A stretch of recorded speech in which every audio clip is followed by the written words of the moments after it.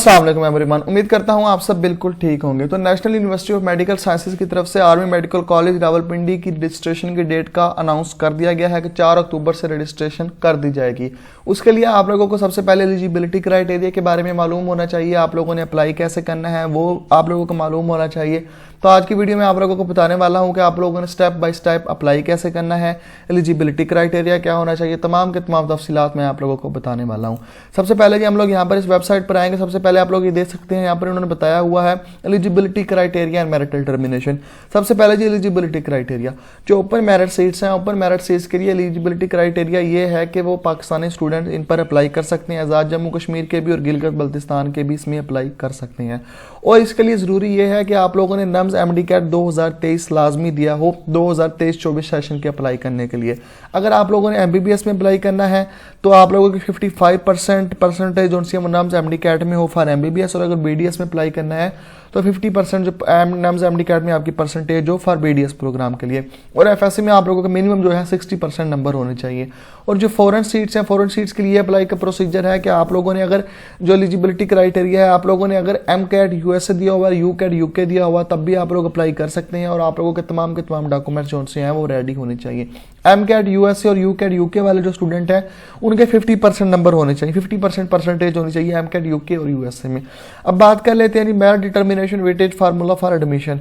आप लोगों के सबसे पहले बात कर लेते हैं जो इंट्रेंस टेस्ट है उसके 50% परसेंटेज काउंट होती है, और जो एफएससी प्री मेडिकल है उसकी 40% परसेंटेज काउंट होगी, और जो मैट्रिक आप लोगों ने दिया है उसकी 10% आप लोगों की परसेंटेज वो काउंट होगी। इन तीनों को जो मिलाकर आप लोगों का एग्रीगेट बनता है वही आप लोगों का एग्रीगेट होता है। तो यहाँ पर इन्होंने एक अपना जो सा है एडवर्टाइजमेंट भी जारी की है, तो हम लोग पहले यहाँ से पढ़ लेते हैं क्योंकि यहाँ पर बड़े अल्फाज में लिखा हुआ है। अप्लाई का प्रोसीजर ये, सबसे पहले आप लोगों ने अपने CNIC से लॉगिन करना है। CNIC से लॉगिन नहीं करना, जिस चीज़ में आप लोगों ने नम्स एमडी कैट में अप्लाई करते वक्त जिस चीज़ से लॉगिन किया था CNIC NIC पे पासपोर्ट, उसी चीज़ से आप लोगों ने लॉगिन करना है। अदरवाइज दूसरी चीज़ से आप लोगों का लॉगिन नहीं होगा।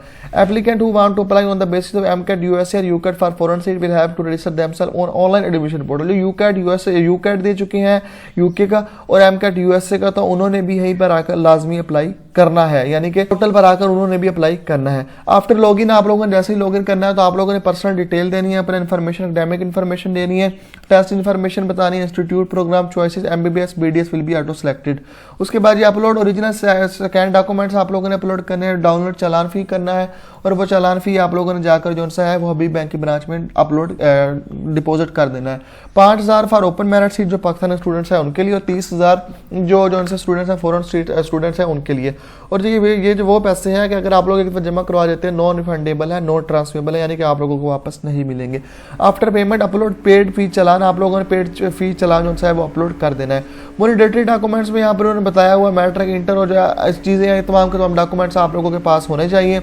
उसके बाद ये फॉर ओपन मेरिट से recent colour passport size photograph आप लोगों की चाहिए। उसके बाद CNIC NICOP फादर का, गार्डियन का, मैट्रिक की, मतलब कि जो मैट्रिक, इंटर और के जो डॉक्यूमेंट्स हैं वो आप लोगों के पास अवेलेबल होने चाहिए। तमाम के तमाम चीज़ें आप लोगों के पास अवेलेबल होनी चाहिए। Result of NUMS MDCAT 2023 3 सितंबर 2023 अवेलेबल, ये भी आप लोगों के पास अवेलेबल होना चाहिए। Dual sign and scan undertaking on plain paper, यानी कि आप लोगों का एक प्लान पेपर है वो भी आप लोगों के पास होना चाहिए। फॉर फॉरेन सीट्स के लिए तमाम के तमाम अपडेट्स इन्होंने दी हुई है। और जो इंपॉर्टेंट चीज़ है वो ये है possession of CNIC monetary for student, यानी कि वो स्टूडेंट जिनकी 18 साल से उम्र ज़्यादा है उनके पास CNIC लाजमी होना चाहिए। अगर CNIC नहीं होगा तो उनके लिए बहुत ज़्यादा मसला बन सकता है। University shall cancel any provisional admission where the credit of students are not verified, यानी कि आप लोगों ने जो चीज़ें दी हैं अगर वो वेरीफाई ना हुआ तो आपका यूनिवर्सिटी जो है एडमिशन कैंसिल कर देगी। किसी भी किस्म की कोई भी गलती हुई तो इसके जिम्मेदार आप लोग होंगे, नाम इसके जिम्मेदार नहीं होगी। अगर आपका एडमिशन कैंसिल कर भी दिया जाता है तो तमाम की तमाम जिम्मेदारी आप लोगों पर ही आयद होगी। तो यहाँ पर भी ये सेम बातें वही लिखी हुई हैं जो मैं आप लोगों को बता चुका हूँ। तो उम्मीद करता हूँ आप लोगों को समझ लग गई होगी। कोई क्वेश्चन है तो आप लोग मुझसे पूछ सकते हैं। मिलते हैं नेक्स्ट वीडियो में। अल्लाह हाफिज़।